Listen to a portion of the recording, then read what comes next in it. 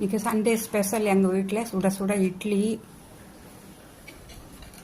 அப்புறம் mutton gravy.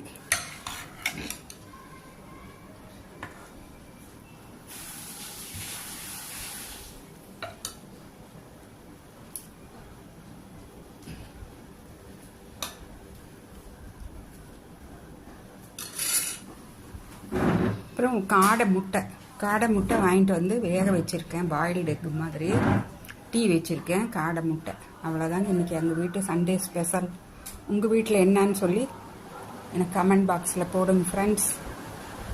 பாய். பாருங்கள், காடை முட்டை நல்லா பாயில்டு பண்ணி வச்சுருக்கேன். இதுதான், ஆளுக்கு ஒரு காடை முட்டையும் மட்டன் கிரேவியும்.